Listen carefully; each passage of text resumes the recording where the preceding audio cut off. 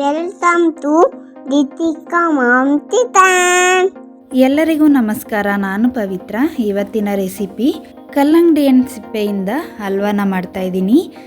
Summer ಆಗಿರೋದ್ರಿಂದ ಕಲ್ಲಂಗಡಿ ಹಣ್ಣು ತರ್ತೀರಾ ಅಲ್ವಾ, ಆವಾಗ ನಾವು ಹಣ್ಣನ್ನು ತಿಂದು ಸಿಪ್ಪೆನ ಬಿಸಾಕೋದ್ರ ಬದಲು ಈ ರೀತಿ ಹೊಸ ಹೊಸ ಅಡುಗೆಗಳನ್ನ ಮಾಡ್ಕೊಳ್ಬೋದು. ಬನ್ನಿ ಆಗಿದ್ದರೆ ಯಾವ ರೀತಿ ಈ ಕಲ್ಲಂಗಡಿ ಹಣ್ಣು ಸಿಪ್ಪೆಯಲ್ಲಿ ಹಲ್ವಾನ ಮಾಡೋದು ಅಂತ ತೋರಿಸ್ತೀನಿ. ಇದಂತೂ ತುಂಬಾ ಸಿಂಪಲಾಗಿ ಮಾಡ್ಕೊಳ್ಬೋದು, ತುಂಬಾ ಟೇಸ್ಟಿಯಾಗಿರುತ್ತೆ. ಬನ್ನಿ ಆಗಿದ್ದರೆ ಯಾವ ರೀತಿ ಮಾಡೋದು ಅಂತ ನೋಡೋಣ. ನೋಡ್ತಾ ಇರ್ಬೋದು ಕಲ್ಲಂಗಡಿ ಹಣ್ಣು ತಿಂದು ಸಿಪ್ಪೆನ ಎತ್ತಿಟ್ಕೊಂಡಿದ್ದೀನಿ. ಈ ಮೇಲ್ಗಡೆ ಇರುವಂಥ ಗ್ರೀನ್ ಕಲರ್ನ ನೀಟಾಗಿ ನಾವು ಸೌತೆಕಾಯಿ ನಾವು ಹುರಿತೀವಲ್ಲ ಆ ರೀತಿ ಹುರಿದು ಈ ವೈಟ್ ಭಾಗನ ಮಾತ್ರ ನಾನು ಹಲ್ವಾಗೆ ಯೂಸ್ ಮಾಡ್ತಾಯಿದ್ದೀನಿ. ನೋಡ್ತಾ ಇರ್ಬೋದು ಯಾವ ರೀತಿ ಹುರಿದಿಟ್ಕೊಂಡಿದ್ದೀನಿ ಅಂತ. ಈ ರೀತಿ ನೀಟಾಗಿ ಎಲ್ಲನೂ ಹುರಿದು ನೀಟಾಗಿ ತೊಳೆದು ಇಟ್ಕೊಂಡಿದ್ದೀನಿ. ಇದನ್ನು ಸಣ್ಣದಾಗಿ ತುರ್ಕೊಳ್ಬೇಕು. ಇವಾಗ ನೋಡಿ, ಇವಾಗ ತುರ್ದು ಇಟ್ಕೊಂಡಿದ್ದೀನಿ. ನೀವು ಕ್ವಾಂಟಿಟಿ ಎಷ್ಟು ಬೇಕಾದ್ರೂ ಮಾಡ್ಕೊಳ್ಬೋದು. ಕಡಿಮೆ ಮಾಡೋರು ಕಡಿಮೆನ ಮಾಡ್ಕೊಳ್ಳಿ, ಜಾಸ್ತಿ ಮಾಡೋರು ಜಾಸ್ತಿನ ಮಾಡ್ಕೊಳ್ಳಿ. ಈ ಕಲ್ಲಂಗಡಿ ಕಾಯಲ್ಲಿ ಒಂದ್ಸಲಿ ಟ್ರೈ ಮಾಡಿ, ನಿಮಗೂ ತುಂಬಾ ಇಷ್ಟ ಆಗುತ್ತೆ. ನಾವು ಕಲ್ಲಂಗಡಿ ಕಾಯಿಂದ ಮಾಡಿರೋದು ಅಂತ ಗೊತ್ತಾಗೋದೇ ಇಲ್ಲ, ಅಷ್ಟು ಚೆನ್ನಾಗಿರುತ್ತೆ ಅಲ್ವಾ. ಅಂತೂ ನೀವು ಒಂದ್ಸಲಿ ಟ್ರೈ ಮಾಡಿ ಹೇಗೆ ಬಂತು ಅಂತ ಕಮೆಂಟಲ್ಲಿ ತಿಳಿಸಿ. ಇವಾಗ ಇದನ್ನು ಹೇಗೆ ಮಾಡೋದು ಅಂತ ನೋಡೋಣ. ಸ್ಟವ್ ಮೇಲೆ ಒಂದು ಬಾಣಲಿನ ಇಟ್ಕೊಂಡಿದ್ದೀನಿ. ಬಾಣಲಿ ಸ್ವಲ್ಪ ಬಿಸಿ ಆದಮೇಲೆ ಎಣ್ಣೆ ಅಥವಾ ತುಪ್ಪನ ಬಳಸ್ಬೋದು. ನಾನಿಲ್ಲಿ ಸ್ವಲ್ಪ ಎಣ್ಣೆನ ಹಾಕ್ಕೊಂಡಿದ್ದೀನಿ. 1-2 ಟೇಬಲ್ ಸ್ಪೂನ್ ಎಣ್ಣೆನ ಹಾಕಿ ತುರಿದಿಟ್ಕೊಂಡಿದ್ದೀವಲ್ಲ ಅದನ್ನು ಇವಾಗ ಅದರಲ್ಲಿ ಇರೋ ನೀರಿನಂಶ ಎಲ್ಲ ತೆಗೆದು ಬರೀ ಡ್ರೈ ಆಗಿರೋದನ್ನ ಮಾತ್ರ ಹಾಕ್ಕೊಳ್ಬೇಕಾಗತ್ತೆ. ನಾವು ಡೈರೆಕ್ಟಾಗಿ ಅದರಲ್ಲಿರೋ ನೀರಿನಂಶ ಎಲ್ಲ ಹಾಕಿ ಬೇಯಿಸ್ಕೊಳ್ಳೋದ್ರಿಂದ ಅಷ್ಟೊಂದು ಚೆನ್ನಾಗಿರೋದಿಲ್ಲ. ಅದಕ್ಕೋಸ್ಕರ ಈ ರೀತಿ ಮಾಡ್ಕೊಳ್ಳೋದ್ರಿಂದ ಅದರಲ್ಲಿರೋ ಹಸಿ ಸ್ಮೆಲ್ಲೆಲ್ಲ ಹೋಗಿ ತುಂಬಾ ಚೆನ್ನಾಗಿರುತ್ತೆ ಅಲ್ವಾ. ಅದಕ್ಕೋಸ್ಕರ ಈ ರೀತಿ ಮಾಡಿಕೊಂಡ್ರೆ ತುಂಬಾ ಚೆನ್ನಾಗಿರುತ್ತೆ. ಇವಾಗ ಅದರಲ್ಲಿರೋ ನೀರಿನಂಶ ಎಲ್ಲನೂ ಹಿಂಡ್ಕೊಂಡು ಎಲ್ಲನೂ ಇದೇ ರೀತಿ ಹಾಕ್ಕೊಂಡಿದ್ದೀನಿ. ನೋಡ್ತಾ ಇರ್ಬೋದು.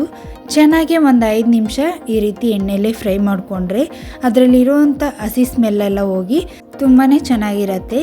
ನಾವು ಫ್ರೈ ಮಾಡ್ತಾ ಮಾಡ್ತಾ ಅದರಲ್ಲಿ ಸ್ವಲ್ಪ ಕಲರ್ ಚೇಂಜ್ ಆಗುತ್ತಲ್ಲ, ಆವಾಗ ನಾವು ಹಿಂಡ್ಕೊಂಡಿರುವಂಥ ನೀರನ್ನು ಎತ್ತಿಟ್ಕೊಂಡಿರ್ತೀವಲ್ಲ ಆ ನೀರನ್ನು ಹಾಕಿ ಬೇಯಿಸ್ಕೊಳ್ಬೇಕಾಗತ್ತೆ. ನಾನಿಲ್ಲಿ ಬಾಣಲಿಲಿ ಮಾಡ್ತಾಯಿದ್ದೀನಿ. ನೀವು ಬೇಕಿದ್ದರೆ ಕುಕ್ಕರಲ್ಲೂ ಕೂಡ ಮಾಡ್ಕೊಳ್ಬೋದು. 1 ವಿಸಿಲ್ ಕುಕ್ಕರಲ್ಲಿ ಕೂಗಿಸ್ಕೊಂಡ್ರೆ ಸಾಕು, ಪರ್ಫೆಕ್ಟಾಗಿ ಬೆಂದಿರತ್ತೆ. ಇವಾಗ ಚೆನ್ನಾಗಿ ಫ್ರೈ ಮಾಡ್ಕೊಳ್ಬೇಕು. ನೋಡ್ತಾ ಇರ್ಬೋದು, ಒಂದು 5 ನಿಮಿಷ ಫ್ರೈ ಮಾಡ್ಕೊಂಡಿದ್ದೀನಿ. ಚೆನ್ನಾಗಿ ಫ್ರೈ ಆಗಿದೆ. ಸ್ವಲ್ಪ ಕಲರೂ ಕೂಡ ಚೇಂಜ್ ಆಗಿದೆ. ನಾವು ಆಲ್ರೆಡಿ ಎತ್ತಿಟ್ಕೊಂಡಿದ್ವಲ್ಲ ನೀರನ್ನು, ಅದನ್ನು ಇವಾಗ ಸೇರಿಸಿ ಒಂದು ಪ್ಲೇಟ್ನ ಮುಚ್ಚಿ ಮಿಕ್ಸ್ ಮಾಡಿ ಬೇಯಿಸ್ಕೊಳ್ಬೇಕು. ಮೀಡಿಯಮ್ ಫ್ಲೇಮಲ್ಲೇ ಇಟ್ಕೊಂಡು ಒಂದು 20 ನಿಮಿಷ ಬೇಯಿಸ್ಕೊಳ್ಬೇಕಾಗತ್ತೆ. ಕಲ್ಲಂಗಡಿ ಹಣ್ಣಿನ ಕಾಯಿ ಸ್ವಲ್ಪ ಗಟ್ಟಿ ಇರೋದ್ರಿಂದ ಒಂದು 20 ನಿಮಿಷ ಮಿನಿಮಮ್ ಬೇಯಿಸ್ಕೊಳ್ಬೇಕಾಗತ್ತೆ ನಾವು ಬಾಣಲಿಲಿ ಮಾಡಿದ್ರೆ. ಅಥವಾ ನೀವು ಕುಕ್ಕರಲ್ಲಿನೂ ಕೂಡ ಈ ರೀತಿ ಫ್ರೈ ಮಾಡಿಕೊಂಡು 1 ವಿಸಿಲ್ ಕೂಗಿಸ್ಕೊಂಡ್ರೆ 5 ನಿಮಿಷದಲ್ಲಿ ಬೆಂದ್ಬಿಡುತ್ತೆ. ಅದಕ್ಕೋಸ್ಕರ ಹೇಳ್ತಾ ಇದ್ದೀನಿ. ನಿಮಗೆ ಯಾವುದು ಅನುಕೂಲ ಅದನ್ನು ಮಾಡ್ಕೊಳ್ಬೋದು. ಮೇಲೆ 1-2 ಟೇಬಲ್ ಸ್ಪೂನ್ ತುಪ್ಪನ ಹಾಕ್ಕೊಂಡಿದ್ದೀನಿ. ತುಪ್ಪನ ಹಾಕಿ ಪ್ಲೇಟ್ನ ಮುಚ್ಚಿ ಒಂದು 20 ನಿಮಿಷ ಬೇಯಿಸ್ಕೊಳ್ತಾ ಇದ್ದೀನಿ. ನೋಡ್ತಾ ಇರ್ಬೋದು, 20 ನಿಮಿಷ ಆದಮೇಲೆ ತೆಗೆದು ತೋರಿಸ್ತಾ ಇದ್ದೀನಿ. ನೋಡಿ ಎಷ್ಟು ಚೆನ್ನಾಗಿ ಬೆಂದಿದೆ ಅಂತ. ನಾವು ಹಾಕಿರೋ ನೀರಿನಂಶ ಎಲ್ಲ ಡ್ರೈ ಆಗಿದೆ, ಚೆನ್ನಾಗಿನೂ ಕೂಡ ಬೆಂದಿದೆ. ನೋಡ್ತಾ ಇರ್ಬೋದು ಯಾವ ರೀತಿ ಸ್ವಲ್ಪ ಕಲರ್ ಚೇಂಜ್ ಆಗಿದೆ ಅಂತ. ನಿಮಗೆ ಕೈಯಲ್ಲೇ ಪ್ರೆಸ್ ಮಾಡಿದ್ರೆ ಗೊತ್ತಾಗತ್ತೆ ಬೆಂದಿದೆಯೋ ಇಲ್ವೋ ಅಂತ. ಆವಾಗ ನೋಡಿಕೊಂಡು ನೀವು ಮಾಡ್ಕೊಳ್ಬೇಕಾಗತ್ತೆ. ಇವಾಗ ಚೆನ್ನಾಗಿ ಈ ರೀತಿ ಫ್ರೈ ಮಾಡ್ಕೊಂಡಿದ್ದಾದಮೇಲೆ ನಾನು ಸಕ್ಕರೆನ ಆ್ಯಡ್ ಮಾಡ್ಕೊಳ್ತಾ ಇದ್ದೀನಿ. ಈ ಹಲ್ವಾ ಅಂತೂ ತುಂಬಾ ಚೆನ್ನಾಗಿರುತ್ತೆ, ಬಾಯಲ್ಲಿ ಇಟ್ಟರೆ ಕರ್ಗೋಗುತ್ತೆ, ಅಷ್ಟು ಚೆನ್ನಾಗಿರುತ್ತೆ. ನೀವು ಒಂದ್ಸಲಿ ಟ್ರೈ ಮಾಡಿ, ಮತ್ತೆ ಮತ್ತೆ ಮಾಡ್ತಾ ಇರ್ತೀರ. ನೀವು ಕಲ್ಲಂಗಡಿ ಹಣ್ಣು ತಂದಾಗ ಬಿಸಾಕೋದೇ ಇಲ್ಲ, ಈ ರೀತಿ ಹೊಸ ಹೊಸ ರೆಸಿಪಿಗಳನ್ನ ಮಾಡ್ಕೊಳ್ಬೋದು. ನಾನು 2 ಕಪ್ಪು ಕಲ್ಲಂಗಡಿ ಹಣ್ಣು ಕಾಯಿ ತುರಿನ ಹಾಕ್ಕೊಂಡಿದ್ದೀನಿ. ಅದೇ ಕಪ್ಪಲ್ಲಿ ನಾನು 3/4 ಕಪ್ಪಿನಷ್ಟು ಸಕ್ಕರೆನ ಆ್ಯಡ್ ಮಾಡ್ಕೊಳ್ತಾ ಇದ್ದೀನಿ. ನೀವು ಸಕ್ಕರೆ ಜಾಸ್ತಿ ತಿನ್ನೋರು ನಿಮಗೆ ಟೇಸ್ಟಿಗೆ ತಕ್ಕಂತೆ ಸಕ್ಕರೆನ ಆ್ಯಡ್ ಮಾಡ್ಕೊಳ್ಬೋದು. ನಾನಿಲ್ಲಿ 3/4 ಕಪ್ನ ಹಾಕ್ಕೊಂಡಿದ್ದೀನಿ. ಪರ್ಫೆಕ್ಟಾಗೆ ಬಂದಿತ್ತು, ಸ್ವೀಟ್ ಎಲ್ಲ ಕರೆಕ್ಟಾಗಿತ್ತು. ಇದೇ ರೀತಿ ಮಾಡಿಕೊಂಡ್ರೆ ನಮಗೆ ಸ್ವೀಟು ಕರೆಕ್ಟಾಗಿರುತ್ತೆ.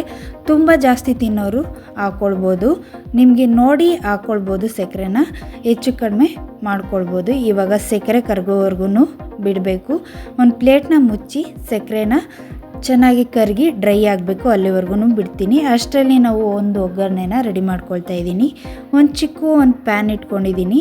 ಪ್ಯಾನ್ ಚೆನ್ನಾಗಿ ಬಿಸಿ ಆದಮೇಲೆ ಎಣ್ಣೆ ಅಥವಾ ತುಪ್ಪನ ಸೇರಿಸಿ ದ್ರಾಕ್ಷಿ, ಗೋಡಂಬಿ ಮತ್ತು ಬಾದಾಮಿನ ಕಟ್ ಮಾಡಿ ಇಟ್ಕೊಂಡಿದ್ದೀನಿ, ಅದನ್ನು ಸೇರಿಸ್ಕೊಳ್ತಾ ಇದ್ದೀನಿ. ನಿಮಗೆ ಎಷ್ಟು ಬೇಕೋ ಅಷ್ಟನ್ನು ಹಾಕ್ಕೊಳ್ಬೋದು. ದ್ರಾಕ್ಷಿ, ಗೋಡಂಬಿ, ಬಾದಾಮಿ ಎಲ್ಲ ಸ್ವಲ್ಪ ಜಾಸ್ತಿನೇ ಹಾಕ್ಕೊಂಡ್ರೆ ತುಂಬಾ ಚೆನ್ನಾಗಿರುತ್ತೆ. ನಾವು ತಿನ್ನಬೇಕಾದ್ರೆ ಬಾಯಿಗೆ ಸಿಕ್ಕಿದ್ರೆ ತುಂಬ ಚೆನ್ನಾಗಿರುತ್ತೆ. ಅದಕ್ಕೋಸ್ಕರ ನೀವು ಫ್ರೈ ಮಾಡಿನೂ ಕೂಡ ಹಾಕ್ಕೊಳ್ಬೋದು ಅಥವಾ ಡೈರೆಕ್ಟ್ ಆಗೇನೂ ಕೂಡ ಹಾಕ್ಕೊಳ್ಬೋದು. ನಾನಿಲ್ಲಿ ಫ್ರೈ ಮಾಡಿ ಹಾಕ್ಕೊಳ್ತಾ ಇದ್ದೀನಿ.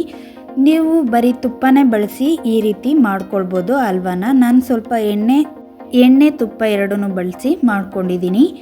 ನೀವು ಬರೀ ತುಪ್ಪದಲ್ಲೇ ಮಾಡ್ಕೊಳ್ಬೋದು ಅಥವಾ ಎಣ್ಣೆಲೂ ಕೂಡ ಮಾಡ್ಕೊಳ್ಬೋದು. ಆದರೆ ತುಪ್ಪದಲ್ಲಿ ಮಾಡಿದ್ರೆ ತುಂಬಾ ಚೆನ್ನಾಗಿರುತ್ತೆ ಹಲ್ವಾ. ಟೇಸ್ಟ್ ಅಂತೂ ನೋಡಿದ್ರಲ್ಲ, ನಾನು ಸಕ್ಕರೆ ಎಲ್ಲ ಹಾಕಿ ಬೇಯೋದಕ್ಕೆ ಬಿಟ್ಟಿದೆ. ಇವಾಗ ಕಂಪ್ಲೀಟಾಗಿ ಬೆಂದಿದೆ, ನೋಡ್ತಾ ಇರ್ಬೋದು.